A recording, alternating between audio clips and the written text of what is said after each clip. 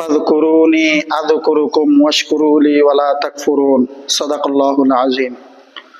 ভাই ও দোস্ত বুজুর্গ, আমি কালামে হাকিমের মধ্য থেকে সূরাতুল বাকারার 158 নং আয়াত উপস্থাপন করছি। আল্লাহ সুবহানাহু ওয়া তাআলা এই আয়াতের মধ্যে দুইটি আদেশ দিয়েছেন। প্রথম নাম্বার হলো ফাযকুরুনি আযকুরুকুম, তোমরা আমাকে স্মরণ করো। তোমরা যদি আমাকে স্মরণ করো আমিও তোমাদেরকে স্মরণ করব।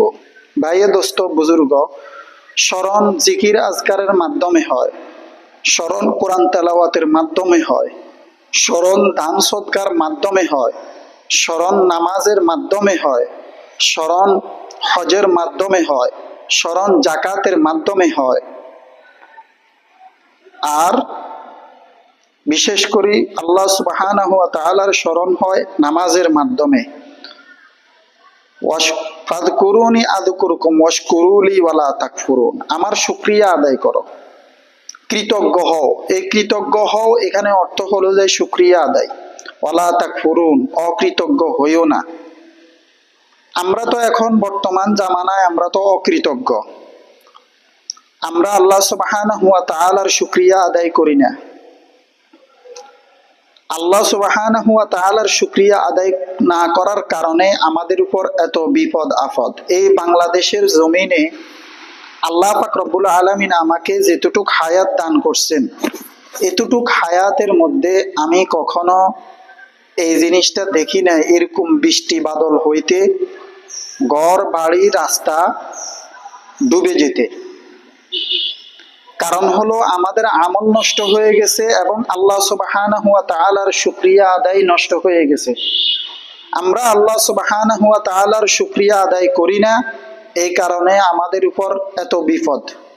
আল্লাহ সুবহানাহু ওয়া তাআলা যে শুকরিয়া আদায় করি না, আল্লাহ সুবহানাহু ওয়া তাআলা যে আগে থেকে জানেন, সেটা কালামে হাকিমের মধ্যে তো আল্লাহ সুবহানাহু ওয়া তাআলা তুলিয়ে ধরছেন। লা ইন শাকারতুম লা আযীদান্নাকুম, যে ব্যক্তি আমার নিয়ামতের শুকরিয়া আদায় করবে আমি নিয়ামত বাড়াই দিব। ওয়ালা ইন কাফারতুম, আর যে ব্যক্তি নিয়ামতকে অস্বীকার করবে, নিয়ামতের শুকরিয়া আদায় করবেন না, আল্লাহ সুবহানাহু ওয়া তাআলা বলেন ইন্না আযাবি লাশাদীদ, আমার আযাব অত্যন্ত কঠিন। ভাই দোস্ত বুজুর্গ, আল্লাহ সুবহানাহু ওয়া তাআলার আযাব তো অত্যন্ত কঠিন, এটা প্রমাণ এখন দেখেন। আল্লাহ সুবহানাহু ওয়া তাআলার হুকুম আমরা পালন করি না। এই বৃষ্টি বাদল কারণ হচ্ছে আমাদের আমলের কারণে। আমাদের আমল নষ্ট হয়ে গেছে, এই কারণে আমাদের উপর এত বিপদ আপদ। মালিক শ্রমিকের শুকরিয়া আদায় করে না, শ্রমিক মালিকের শুকরিয়া আদায় করে না। মা বাবা ছেলে সন্তানের শুকরিয়া আদায় করে না, ছেলে সন্তান মা বাবার শুকরিয়া আদায় না করার কারণে আল্লাহ সুবহানাহু ওয়া তাআলা আমাদের উপর এত বিপদ দিয়ে রাখছে। প্রশ্ন আসতে পারে, মানুষের শুকরিয়া আদায় কিভাবে করে?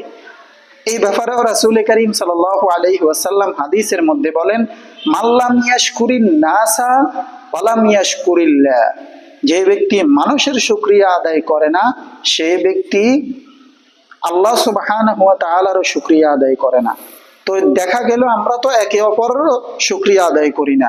আল্লাহ সুবহানাহু ওয়া তাআলার শুকরিয়া আদায় কেমনে করব? রাসূল করিম সাল্লাল্লাহু আলাইহি ওয়াসাল্লামের আরো একটি হাদিসের মধ্যে আসছে আত-তাইমু শাকিরু বিমানজিলাতি সাইমি সাবির, যে ব্যক্তি আহার করে, খানা খায় আর শুকরিয়া আদায় করে, ওই ব্যক্তি ধৈর্যশীল রোজাদার আছে না, ধৈর্যশীল রোজাদার ব্যক্তির সমতুল্য।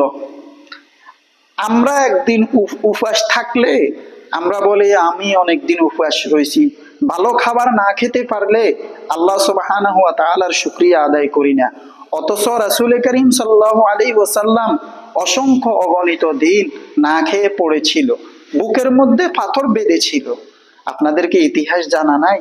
ভাই ও দোস্ত বুজুর্গ, আল্লাহর ওয়াস্তে বলে দিতেছি, যে অবস্থায় থাকি, যে হালতে থাকি, যে অবস্থায় থাকি, যেভাবে থাকি, আল্লাহ সুবহানাহু ওয়া তাআলার শুকরিয়া আদায় আমরা অবশ্যই করতে হবে। আল্লাহ সুবহানাহু ওয়া তাআলার শুকরিয়া আদায় যদি না করি আমাদের উপর বিপদ আপদ অবশ্যই আসবে, তাতে কোনো সন্দেহ নাই। আল্লাহ পাক রব্বুল আলামিন আমাকে আপনাদের প্রত্যেককে এই কথাগুলো বুঝার তৌফিক দান করুক এবং আমল করার তৌফিক দান করুক। ওমা